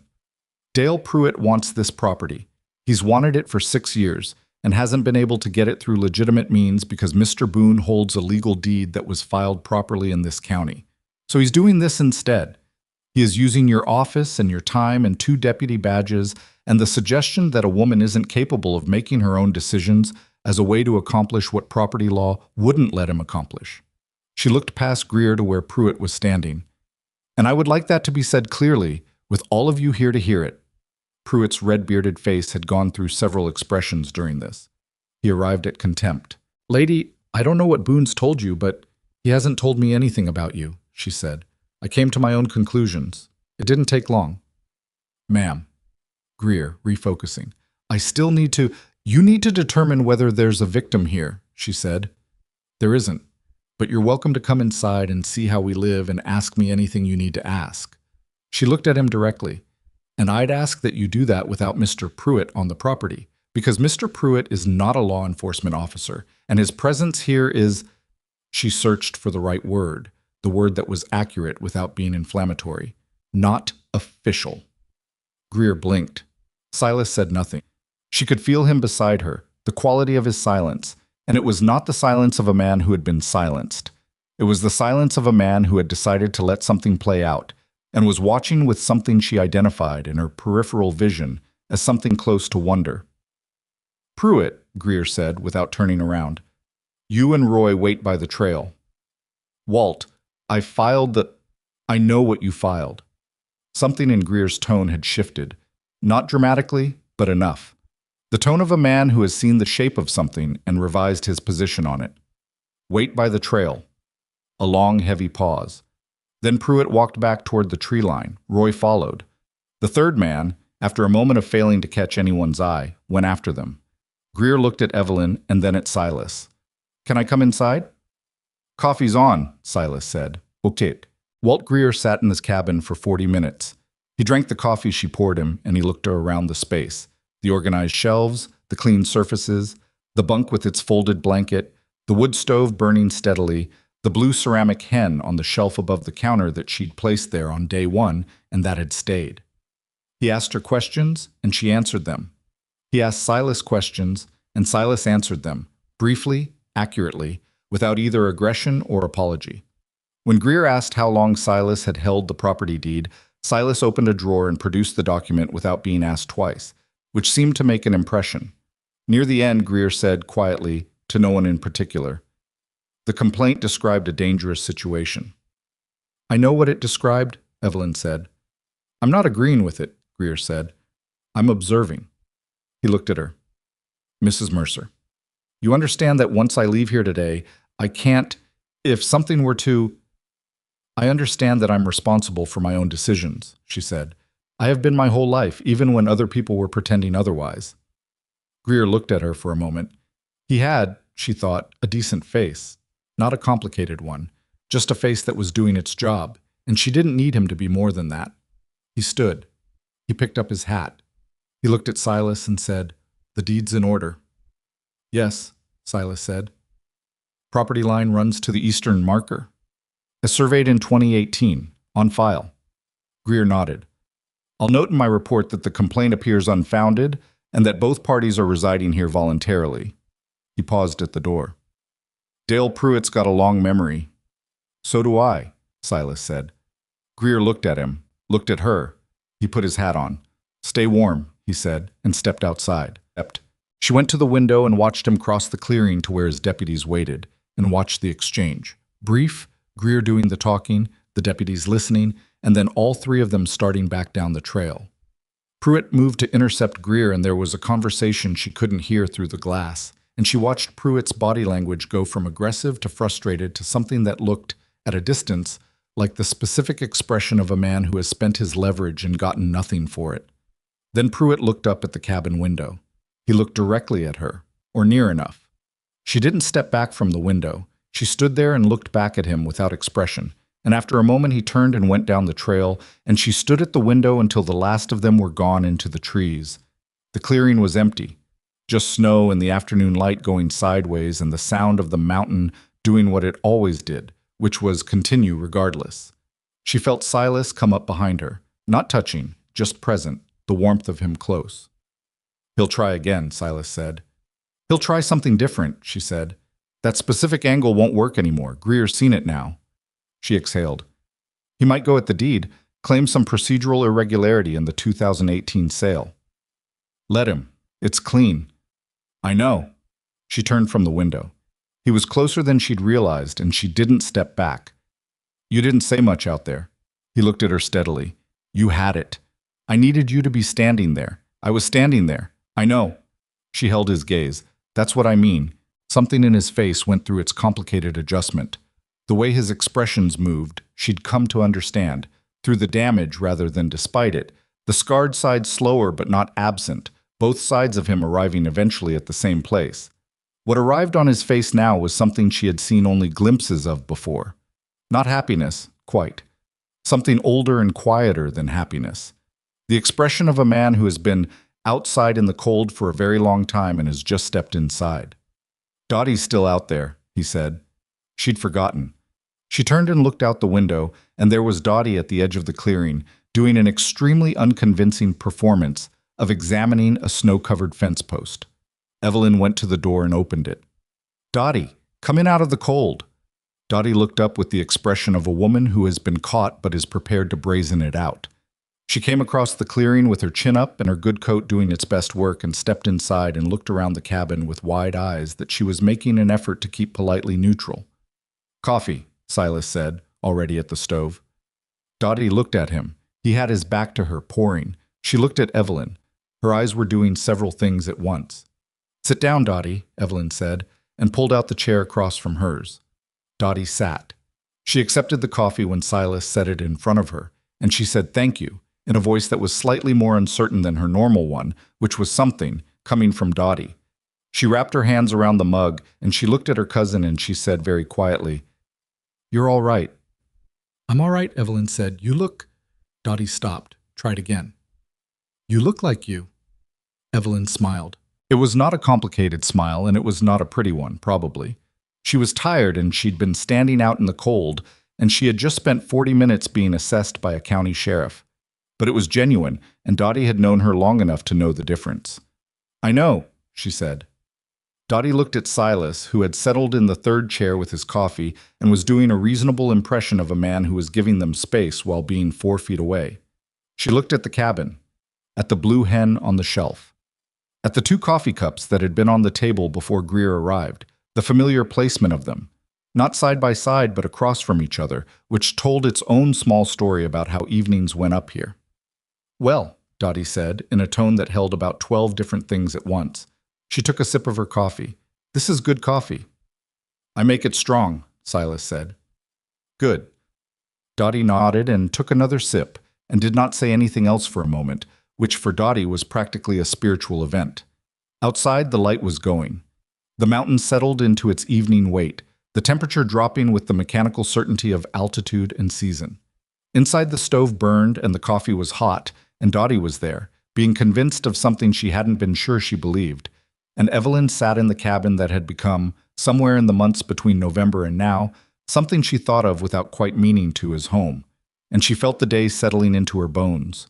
The fear of it, and the anger of it, and the strange, fierce satisfaction of having stood in the clearing and said the true thing out loud and not looked away.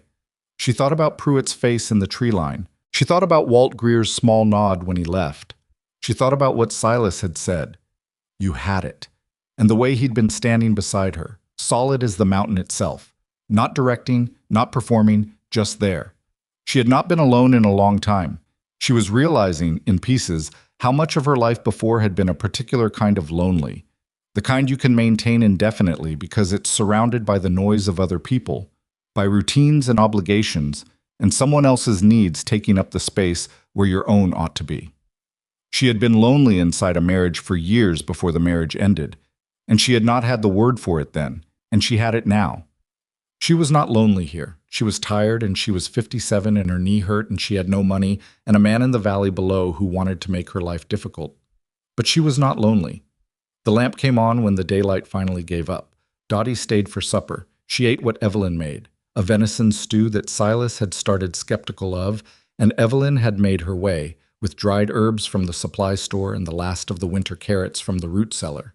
And she ate without complaint, and with what appeared to be genuine enjoyment, which Evelyn logged as one of the more satisfying victories of the past few months. When Dottie finally left to make her way down before full dark, Silas walked her to the trailhead with a lamp. Evelyn stood in the doorway and watched them go, her cousin's small, sturdy figure and his large one, moving through the snow. And she heard Dottie say something she couldn't catch, and she heard Silas respond in his low, flat voice, and she saw Dottie look up at him and then look back down at the trail. When he came back, he stamped the snow off his boots in the doorway and said, "Your cousin." "I know. She told me—" He stopped, came in, closed the door.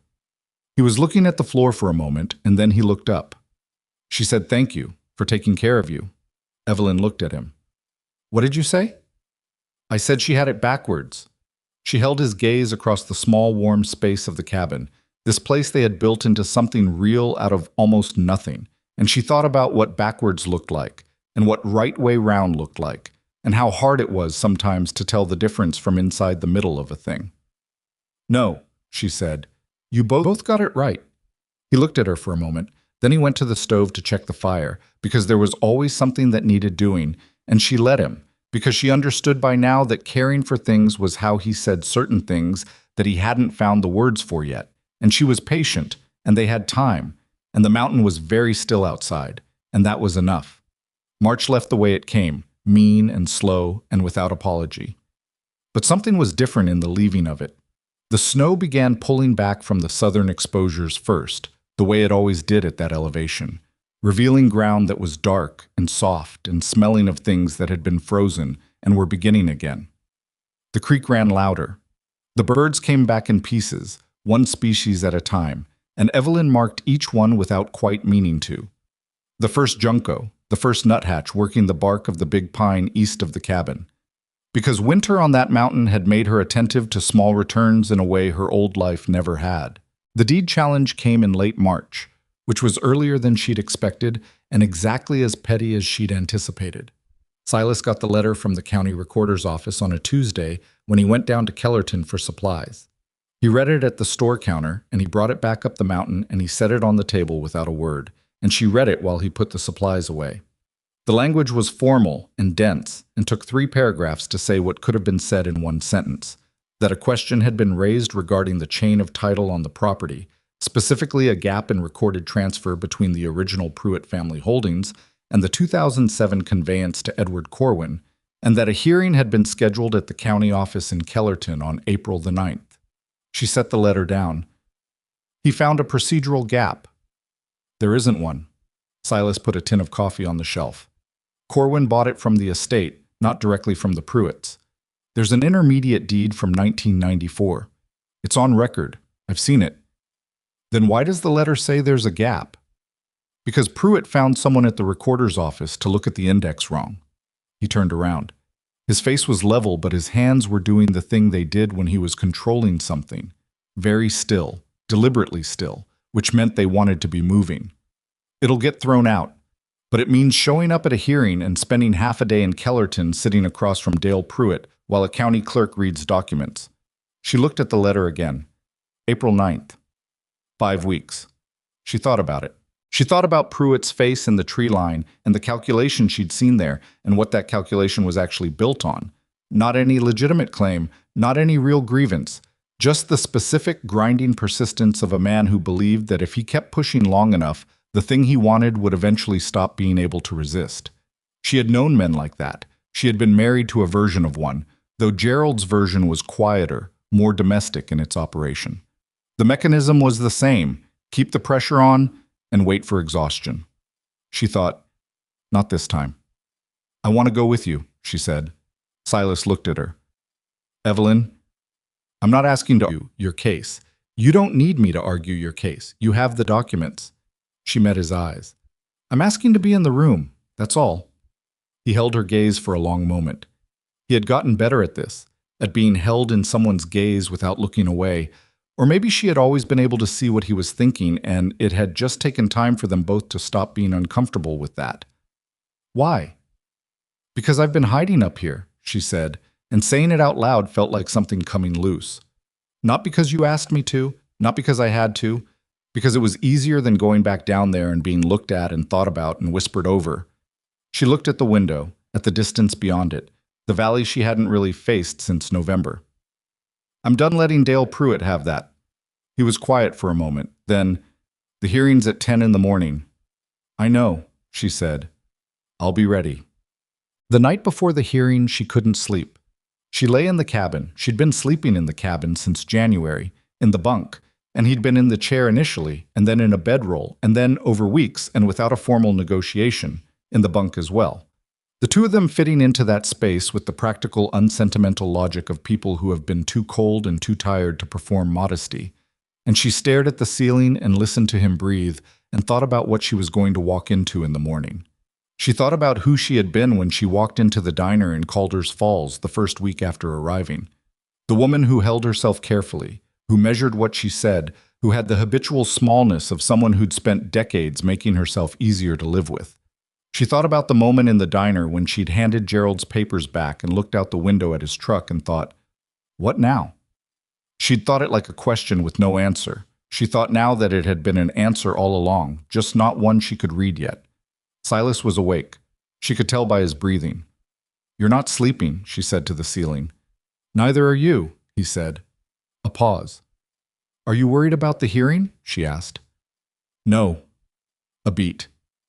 Pruitt's going to lose. The paperwork's clean. I've known that since I bought it. Another beat. I'm worried about you. She turned her head. She could see the shape of him in the dark, the profile she knew now as well as she knew her own hands. Why? Because going into town...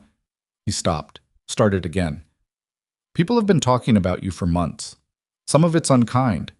You're going to hear things today, or you're going to feel people thinking things, and I cannot...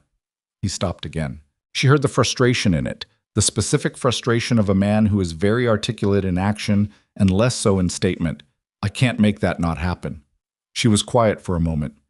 You've been going down to that town for 6 years, she said. Every time knowing what people think, knowing what they say. That's different. How? He didn't answer right away. I'm used to it, he said. You're not. No, she agreed. But you know what I figured out being up here? She looked back at the ceiling. Being looked at strangely by people who've decided something about you before you open your mouth, it's uncomfortable. It's not fatal. She paused. Gerald made me feel like their opinion was the same as fact. Like what people thought about me was the truth about me. I've been unlearning that. She turned her head again, looked at his profile. You helped with that, actually, whether you meant to or not. How did I help with that? He said. Flat, genuine, not false modesty. He actually wanted to know. You never looked at me like I needed fixing, she said. You just looked at me like I was there, like I was a person who was present and accounted for. She paused. Most people don't do that. Most people look at you and see what they need you to be or what they're afraid you are. You just looked. He was quiet for a long time after that. Long enough that she thought maybe he'd fallen asleep, which was fine. She didn't need an answer. Then he said, You did the same. She knew what he meant. She didn't say anything. She didn't need to. They lay in the dark, and the mountain breathed around them, and somewhere before 4 in the morning, she fell asleep. And when she woke, the coffee was made and Silas was at the table reading the deed one more time, not because he needed to, she understood, but because it was what his hands needed to do. The hearing room at the Kellerton County office was smaller than she'd expected and smelled like old carpet and filing cabinets. And when they walked in together, the room did the thing she'd been bracing for. A shift, a quality of attention that wasn't quite a silence but was the indoor version of one. Dale Pruitt was already there, on the far side of the room, with a man in a suit she didn't recognize and Roy sitting against the wall with the specific posture of someone who has been told not to say anything and is finding it difficult. Pruitt looked at them when they came in. His eyes went to Silas, then to her, then back to Silas. His jaw set. She sat down beside Silas at the table on their side of the room, and she put her hands flat on the table and she looked straight ahead, and she did not look at Pruitt again. The county hearing officer was a woman named Sandra Voss, who wore reading glasses on a beaded chain and handled the documents with the efficiency of someone who has been doing this for many years and has a firm opinion about people who waste the county's time. She read the challenge into the record. She asked Pruitt's attorney to state the basis. The attorney, in the slightly elevated language of someone who knows the case is weak but has been paid to make it, described the alleged gap in the chain of title. Then Sandra Voss asked Silas for his documentation. He produced it. Not dramatically, just set the folder on the table and slid it across.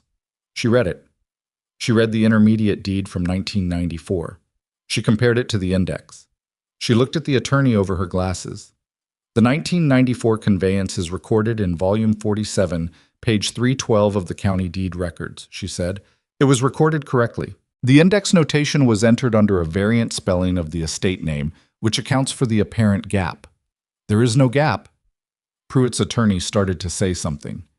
There is no gap, Sandra Voss said again, in exactly the same tone, which was the tone of someone who has said something once and is prepared to say it as many times as required. She stamped something. She removed her glasses. She looked at the room generally. The challenge is dismissed. The title is clear. Mr. Boone, you are confirmed as the legal owner of record. This hearing is closed. 7 minutes. The whole thing took 7 minutes. Pruitt stood up so fast his chair scraped back. His face had gone the specific color of a man who has spent real money on something that produced nothing, which in Evelyn's experience was one of the few things that actually got through to men like him. Not moral arguments, not confrontation, but the simple arithmetic of cost. His attorney put a hand on his arm and he shook it off. He looked at Silas. He looked at Evelyn. This isn't over, he said. Dale. Silas's voice was low and entirely even. Yes, it is. Pruitt held his gaze for a moment that had a particular quality to it, the last moment before a man decides whether to push forward or absorb. She watched it happen, watched him calculate and recalculate and arrive at the only conclusion the arithmetic supported. He walked out. Roy followed. The attorney gathered his papers with the practiced neutrality of a man who is already thinking about his next client. Sandra Voss was making notes and did not look up. Congratulations on your property, Mr. Boone, she said, in the tone of someone who means it as a bureaucratic statement, and also possibly as something slightly warmer. Thank you, Silas said. They walked out into the Kellerton morning, which was April now, genuinely April, for the first time, with the particular watery gold light of early spring and mud on every surface and the smell of thaw in everything. Evelyn stopped on the sidewalk outside the county building and tipped her face up and let the sun, which was weak but real, land on her skin. Silas stood beside her. After a moment, she said, 7 minutes. 7 minutes, he agreed. He spent weeks on that. He did. She exhaled. It came out longer than she expected, like something she'd been holding for longer than the morning. What does he do now? Silas looked down the street in the direction Pruitt had gone. Nothing he can do. The property is clean, the challenge is dismissed. There's a record now of 2 failed attempts to contest it. Any judge in the county would look at a third one and see the pattern. He looked back at her. He's done. She thought about that. Thought about how much energy that man had spent in the last months trying to dismantle something that had nothing to do with him, driven by nothing more substantial than entitlement and the sour conviction that the world had arranged things wrong. She thought about Gerald in his kitchen laying down his papers. She thought about all the energy she had spent in her life accommodating men who had decided without asking her what her life should look like. She was done with that particular expenditure. I want coffee, she said. Real coffee. From somewhere that has more than one option. Silas looked at her. The corner of his mouth that moved freely moved. There's a place on Clement Street. Does anyone there know us? Probably. Good, she said. Let them look. They had coffee at a small place on Clement Street with 4 tables and a chalkboard menu and a young woman behind the counter who looked at Silas for exactly 1 second longer than she looked at Evelyn and then looked at neither of them in the particular way of someone making a conscious choice to mind their business, which Evelyn respected. They sat at the window table because Evelyn chose it deliberately, the same way she'd chosen to stand at the window when Pruitt looked up from the tree line. She was done choosing the unobserved corner. Silas wrapped his hands around his coffee mug the way he always did, and she wrapped her hands around hers, and they sat in the window of the Clement Street coffee place and let Kellerton look at them if it wanted to. And mostly Kellerton walked by without looking, because most people in most places are too occupied with their own business to spend much time on someone else's. And the ones who did looked for only a moment and moved on. And she thought, of course it's like this. The catastrophe she'd been half bracing for was just Tuesday morning in a small town. Just 2 people at a window table. Just ordinary life, which turns out to be what most things are if you stay in them long enough. "I want to tell you something," Silas said. She looked at him. "I wrote to Clara's mother last week." He looked at his coffee. "I wrote to Maura, and I told her I wanted to be more, that I wanted to come down to Kellerton when Maura's there with Clara. Not just the spring visit to the mountain. I want to see her more than once a year." He looked up. Maura wrote back. She said yes. She held his gaze. She felt something in her chest that was too large and too quiet to be called anything dramatic. "Good," she said. That was all. Just good. And she meant it all the way down. She said... He stopped. Something moved in his face. "Maura said Clara talks about me. That she has the picture I sent of the cabin on her wall." He looked out the window for a moment. "I didn't know she had the picture on her wall." Evelyn thought about a 9-year-old girl with a picture of her father's cabin on her wall, a cabin in the snow, the father she was not afraid of no matter what he decided she must be. She thought about what children know that adults spend years unlearning. "Kids don't put things on their walls that they're ashamed of," she said. He nodded, slowly, like he was trying to make room for it. "You're going to have to get used to being loved," she said. "It might be uncomfortable for a while." He looked at her. The expression on his face was the most unguarded she had ever seen it, both sides of it doing the same thing at once, the full, complicated human face of him. "Is that what this is?" he said. Not a question, exactly. "That's what this is," she said. They finished their coffee. He paid, which she had stopped arguing about, and they stepped back out onto Clement Street in the April morning. A woman walking a dog nodded at them. An old man coming out of the hardware store next door held the door for a customer behind him without looking up.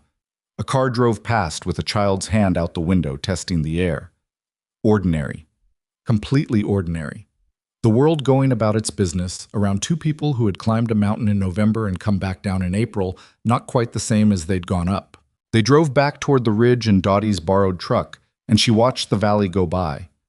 The fields still mostly brown, the creek visible in places through the trees, the familiar strip of road and rooftop that was Calder's Falls passing on her left. And she looked at it differently than she had in November. Not with relief at leaving it, not with dread of it, just looked at it as a place that existed, that had people in it both decent and otherwise, that was not her enemy and not her home. Her home was up the mountain. She hadn't said that word out loud yet, but she'd been thinking it for weeks, the way you think something before you're ready to say it, turning it over in the privacy of your own mind to see if it holds. It held. Clara came on a Saturday in early May. She was smaller than Evelyn had pictured, and louder, and she arrived at the top of the trailhead after the 2-hour climb with her mother, who was a quiet, dark-haired woman with careful eyes not unlike her ex-husband's. And she stood in the clearing and looked at the cabin and looked at Silas and then ran at him with the uncomplicated velocity of a child who has not yet learned to hold herself back from what she wants. Silas caught her.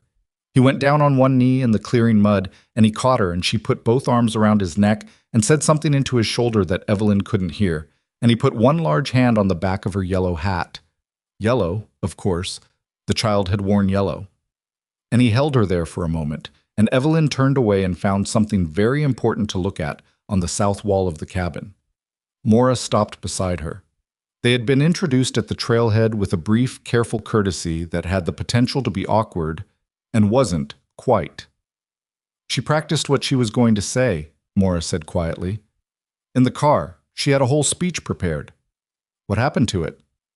She forgot it as soon as she saw him. Mora watched them for a moment. She does that. Plans carefully and then feels too much to remember the plan. Evelyn thought about plans. About the letter she'd written and left in the birch tree and the plan she hadn't had beyond it. That might not be the worst trait. Mora looked at her sideways. No, she said. Probably not. Clara was already pulling Silas toward the cabin by the hand, talking at a pace that suggested she had stored up a significant amount of conversation since the last letter. Mora watched them go, and her face did something private and complicated that Evelyn didn't look at directly because it wasn't hers to see. The expression of a woman who had left someone and had good reasons for it and still carried something she hadn't put down entirely, which was the honest truth about how most endings worked. He looks different, Mora said. Evelyn didn't answer. Better, Mora said. He looks like he's somewhere. She glanced at Evelyn. He wasn't anywhere for a long time, after.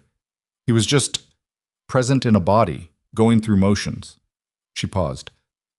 I don't say that as an accusation. It wasn't his fault. It wasn't anyone's fault. But he wasn't there. She looked back at the cabin door. He's there now. He was always there, Evelyn said. He just needed someone to wait for him to come back to the surface. Mora was quiet for a moment. Thank you, she said, for that. He did most of it himself. People always do, Mora said, but having someone wait makes the difference. Clara spent the day with the focused intensity of a child who has a list and intends to complete it.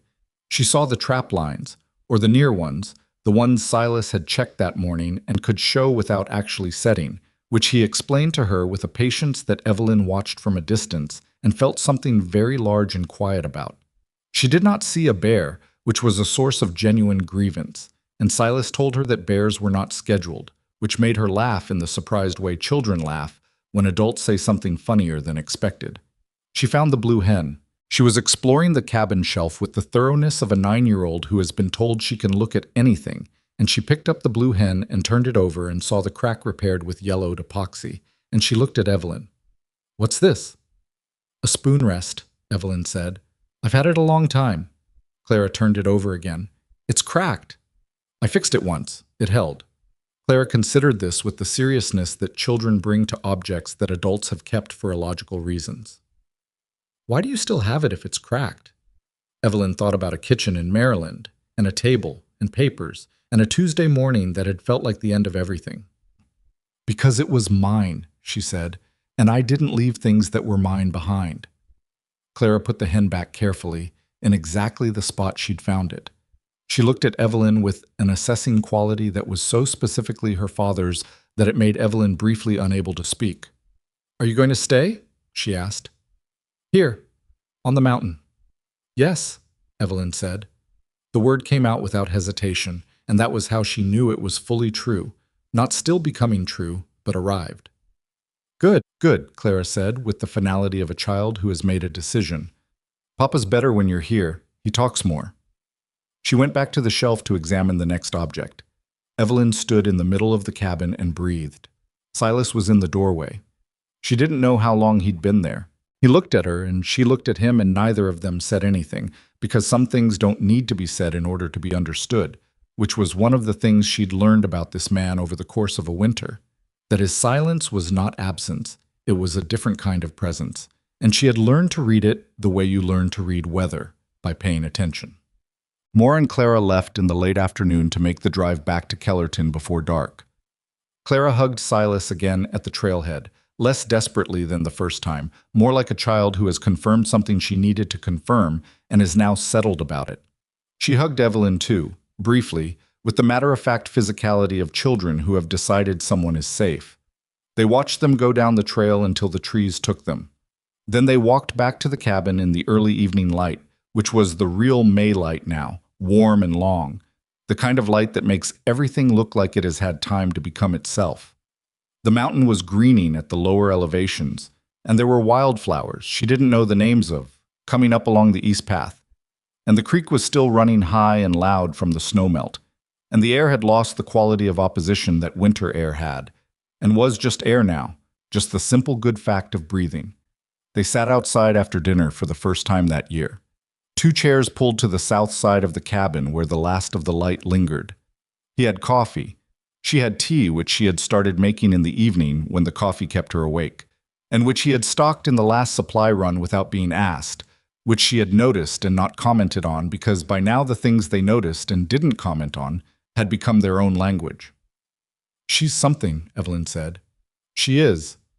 He looked at the valley below, just visible in the distance, the lights of Calder's Falls beginning to appear as the dusk came on. "She told me she wants to come back in the summer." "What did you tell her?" "That the cabin would be here." A pause. "That we would be here." She looked at him. I was looking at the lights below, and his face in profile was the face she had come to know. The damage and the whole of it together, just his face, just Silas, just the man who had sat in a chair for 3 nights and driven 8 miles in deep cold for medicine, and walked her down the mountain to a hearing and stood in a clearing and let her have the words because he understood that she needed them. "Silas," she said. He looked at her. "I need to tell you something, and I need you to actually hear it," she said. "Not file it away. Not do that thing you do where you accept it on the surface and then go back to not believing it." He waited. "You are a good man," she said. "Not a perfect one, not an easy one, but a good one. And I am—" She stopped. She had not said it yet in those words. She was going to say it now. "I am going to be here. Not because I have nowhere else to go, because I do. Marcus would have me tomorrow. Dottie would have me the day after that. I'm going to be here because here is where I want to be. With you." She held his gaze. "You understand the difference." He looked at her for a long moment. His jaw worked slightly. The evening light was going gold and then going rose, and the valley below them was lighting up with its ordinary human life, its small lights and its small roads and its small arguments and its small kindnesses.